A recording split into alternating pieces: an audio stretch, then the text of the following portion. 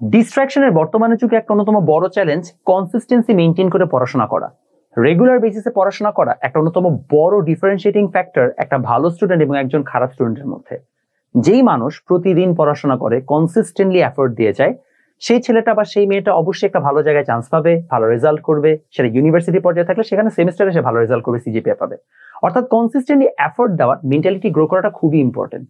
আজকের ভিডিওতে আমি এটাই শেখাবো যে কিভাবে তুমি কনসিস্টেন্টলি পড়াশোনা করতে পারো।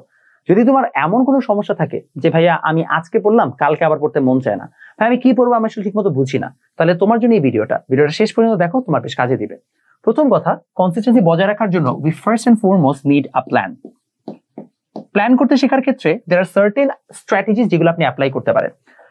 আমি একটা এক্সাম্পল দিই। মনে করেন যদি কোনো এসএসসি স্টুডেন্ট থাকে, আমি এসএসসি স্টুডেন্টের এক্সাম্পল দিচ্ছি বিকজ যে এইচএসসি দিচ্ছে সেও এসএসসি দিয়ে আসছে, যে ইউনিভার্সিটি আছে সেও এসএসসি দিয়ে আসছে। সেই এসএসসি দিয়ে এক্সাম্পল দেওয়াটা সোজা। মনে করেন আপনার এসএসসি তে আপনার চ্যাপ্টার 3 আছে, তো চ্যাপ্টার 3 তে এটা আমার এসএসসি কেমিস্ট্রি বই, আমি এটার সাপেক্ষে একটা নাম কি রেজাল্ট আপনাকে আইডিয়া দিচ্ছি। তো আপনি প্রথমে বইটা খুললেন, বইটা খোলার পরে আপনি এই জায়গায় যদি চলে যান হচ্ছে চ্যাপ্টার 3 তে, তাহলে আপনি দেখতে পাবেন ইন টোটাল, আমি একটু দেখে নেই,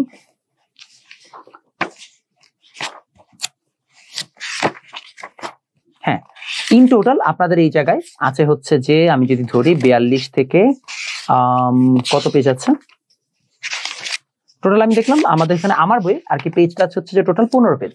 তাহলে আমি 15 পেজের থিওরি আছে, ফাইন। তাহলে আমরা প্ল্যান করার সময় অলওয়েজ এইভাবে হচ্ছে জিনিসটাকে অ্যাপ্রোচ করব। Theory, CQ, MCQ. তো আপনি একটা চ্যাপ্টার নিলেন, সেই চ্যাপ্টারটার মধ্যে মনে করেন থিওরি, যেমন আমার বইয়ে থিওরি আছে 15 পেজ। এখন একটা 15 পেজের থিওরি পড়তে আপনার কয়টা ক্লাস দরকার হবে বা আপনি কত অ্যামাউন্ট অফ টাইম আপনাকে পড়তে হবে সেটা আপনি আগে থেকে ক্যালকুলেট করে ফেলবেন। যেমন আমার মতে যদি আপনি চ্যাপ্টার 3 ধরেন, কেমিস্ট্রিতে অর্থাৎ পরমাণুর গঠন চ্যাপ্টারটা ধরেন, তাহলে আপনার ইন টোটাল লাগা উচিত 10 থেকে 12 ঘন্টার মতো পুরাটা পড়তে। অর্থাৎ আমি ধরলাম 12 ঘন্টা আপনার টোটাল টাইম লাগবে।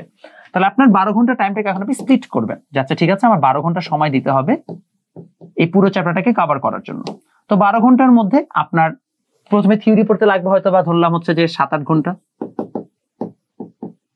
দেন আপনার সিকিউ সলভ করার জন্য লাগবে আরো 2 ঘন্টা, এন্ড দেন ফাইন আপনার এমসিকিউ সলভ করার জন্য আরো 2 ঘন্টা।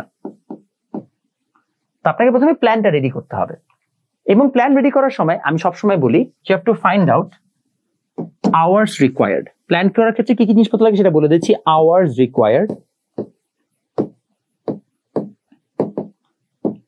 ডেডলাইন, আর হচ্ছে যে ইন্ডিভিজুয়াল অ্যালোকেশন।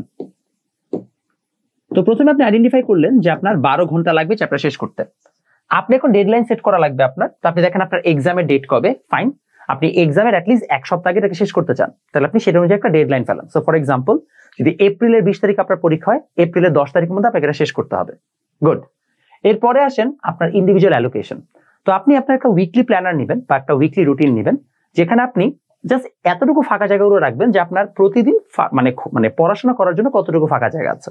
তো ধরে নেন সানডেতে আপনি 3 ঘন্টা সময় পান, ওয়েডনেসডেতে আপনি 5 ঘন্টা সময় পান, এরকম আপনি সময়গুলোকে আলাদা আলাদা করে রাখবেন আপনার রুটিনের মধ্যে। দেন আপনি ওই সময়টার মধ্যে এখন হচ্ছে যে অ্যালোকেট করবেন যে আচ্ছা ঠিক আছে আমি এই দিনে কেমিস্ট্রির এই চ্যাপ্টারটা 3 ঘন্টা পড়বো। তাহলে আপনার কিন্তু খুব সুন্দরভাবে দেখা যাবে যে আপনি যদি 3 ঘন্টার এরকম 4টা স্লট আলাদা করতে পারেন, তাহলে 4 স্লটে আপনার এই পুরো কেমিস্ট্রি চ্যাপ্টারটা ডান হয়ে গেল। এইভাবে আপনাকে উইকলি, মান্থলি প্ল্যানার গুলো বানিয়ে আমি একটা সেপারেট ভিডিও করবো যে কিভাবে আমরা পুরো বছরের বা উইকলি বা মান্থলি প্ল্যানার বানাতে পারি। আমার একটা নিজস্ব এক্সেল শিট আছে, আমি সেই এক্সেল শিটটা লাগবে শেয়ার করবো। তো এবং আপনারা কমেন্টে জানান যদি আপনাদের দরকার হয় আর কি, তাহলে আমরা এই প্ল্যানটাকে সেট করবো। সো প্ল্যান বানানো সবচেয়ে ইম্পর্টেন্ট। কনসিস্টেন্সি ধরে রাখার জন্য উই নিড টু নো আমাদের গোল কি। যদি আমাদের গোল সেট করা না থাকে তাহলে প্ল্যান আমাদের কখনো কাজ করবে না। প্ল্যানটা সেট করার সময় এখন আমাদের যেটা করতে হবে সেটা হচ্ছে মাইক্রো গোলস। আপনি মাইক্রো গোল সেট আপ করবেন যে আচ্ছা আমি এই সপ্তাহে এতটুকু শেষ করতে চাই। যেমন মনে করেন আপনার কেমিস্ট্রি পরীক্ষা সামনে হচ্ছে যে এপ্রিল মাসে 5টা চ্যাপ্টারের উপরে, 5টা চ্যাপ্টারকে আপনি কখনো গোল আকারে নেবেন না। আপনি দিবেন যে আচ্ছা আমি এই উইকে একটা শেষ করতে চাই, পরের 2 উইকে আরেকটা শেষ করতে চাই। এইভাবে আপনি উইক বাই উইক আপনি হচ্ছে মাইক্রো গোল সেট করবেন, এবং আপনি উইকলি আপনার নিজের হচ্ছে যে জিনিসটাকে ফিডব্যাক নেবেন। তাহলে আপনার উপর একটা প্রেসার ক্রিয়েট হবে নিজের থেকে যে আচ্ছা ঠিক আছে আমার কি আদৌ এটা শেষ হচ্ছে কিনা। So micro goal set up করাটা হচ্ছে সবচেয়ে ইম্পর্টেন্ট। আচ্ছা এরপরে আসেন কনসিস্টেন্সি মেনটেন করার জন্য আরেকটা বড় আপনি যেটা করতে পারেন সেটা হচ্ছে জবাবদিহিতা, অর্থাৎ আপনি বলতে পারেন অ্যাকাউন্টেবিলিটি। এখন অ্যাকাউন্টেবিলিটি আপনি কিভাবে এনশোর করবেন? অ্যাকাউন্টেবিলিটিকে এনশোর করার জন্য আপনি চাইলে দুইটা মেকানিজম ইউজ করতে পারেন। এক, স্টাডি উইথ আ ফ্রেন্ড। আচ্ছা, এখন আমি এটা বলছি না আপনি ফ্রেন্ডের সাথে পাশে বসে পড়াশোনা করেন। আই মিন টু সে আপনার দুজন একজন আরেকজনকে প্রেসার দেন যে আচ্ছা আপনাকে এই চ্যাপ্টারটা এই উইকে শেষ করতে হবে।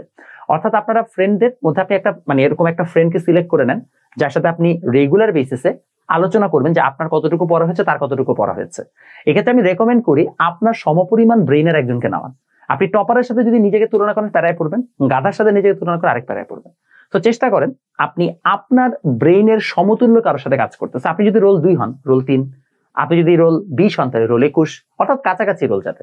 এতে সুবিধা হবে কি আপনারা দুইজন আসলে একই টাইপের যেহেতু হচ্ছে যে রেজাল্ট করেন, তার মানে আপনারা একই হয়তোবা ব্রেইনের ক্যাপাবিলিটির মানুষ, তাহলে আপনারা একই সাথে হয়তোবা একই অ্যামাউন্ট অফ সিলেবাস শেষ করার প্রবাবিলিটি রাখেন।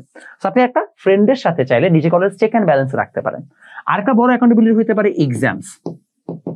সো ফর এক্সাম্পল আমার যে অনলাইন ব্যাচগুলো আছে এসএসসি, এখন আমাদের অনলাইন ব্যাচে এসএসসি ফিজিক্স আছে, কেমিস্ট্রি আছে, আইসিটি আছে।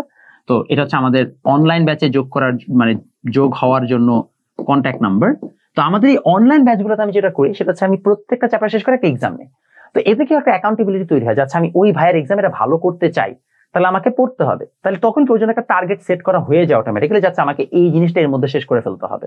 তো এইভাবে আপনি চাইলে মাইক্রো এক্সাম দিতে পারেন, চ্যাপ্টার ওয়াইজ এক্সাম দিতে পারেন, যার মাধ্যমে আপনার অ্যাকাউন্টেবিলিটি তৈরি হতে পারে। এটা কনসিস্টেন্সি মেনটেন করার একটা বড় উপায়। তারপরে নাম্বার 4 উইকলি প্ল্যানার গেল, মাইক্রো গোল গেল, অ্যাকাউন্টেবিলিটি গেল। এখন আপনি যেটা করতে পারেন সেটা হচ্ছে রিওয়ার্ড। আমার প্রত্যেক দিন মানে প্রত্যেকটা টাস্কের জন্য একটা রিওয়ার্ড মেকানিজম আছে। যে ফর এক্সাম্পল আমি একটা বই লঞ্চ করলাম, তাহলে আমি আগামী 2 দিন রেস্ট নিব। যেমন আজকে রাতে আমার আরেকটা বই লঞ্চ হবে, মানে বইয়ের কাজ শেষ হবে, তারপর আমি একটু রেস্ট নেব 2 দিন, আমি আর কোনো কাজ করব না। তো I look forward to do that. যদি আমি আজকের মধ্যে কাজটা শেষ না করি, আমি কালকে পর্যন্ত নিয়ে যাই, তাহলে আমার ওই 2 দিন থেকে 1 দিন কাটা যাবে। আর আমি চাই না আমার এনজয়মেন্ট থেকে কাটা যাক। এজন্য আপনি নিজেকে নিজে রিওয়ার্ড দিতে পারেন, যাচ্ছে ঠিক আছে আমি অতদিক পর্যন্ত কাজ করলে আমি আগামী 2 দিন ছুটি নিব, আগামী 1 ঘন্টা ছুটি নিব, অমুক জায়গায় ঘুরতে যাব। এবং যদি আমি না পারি তাহলে আমি ওই জিনিসটা করবো না। এভাবে নিজেকে একটা নিজের অ্যাকাউন্টেবিলিটি আনতে পারেন।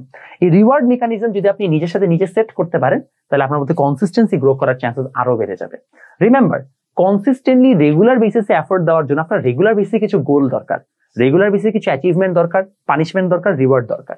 যদি আপনি নিজের থেকে সেগুলোকে প্ল্যান করতে পারেন, আই ক্যান গ্যারান্টি আপনি ভালো করতে পারবেন। আর last but not the least, যদি কারো মনে হয় যে ভাইয়া আমার সময় কম, আমি এখন এগুলো কিছু করতে পারবো না, তাহলে ভাইয়া শর্ট টাইমে পড়াশোনা করার জন্য আমাদের অনেকগুলো বই আছে, কন্ট্যাক্ট নাম্বারে যোগাযোগ করবেন। যেমন এটা হচ্ছে আমাদের এইচএসসির বেস্ট সেলার জৈব যৌগ নোটস, এটা SSC best seller chemistry notes, আবার এসএসসি ফিজিক্সও আছে, গাণিতিক বই নতুন আসতেছে। তো সবাই অবশ্যই আমাদের বইগুলোকে কেনার জন্য কিংবা কোর্সে অ্যাড হওয়ার জন্য এই নাম্বারে যোগাযোগ করলেই হবে।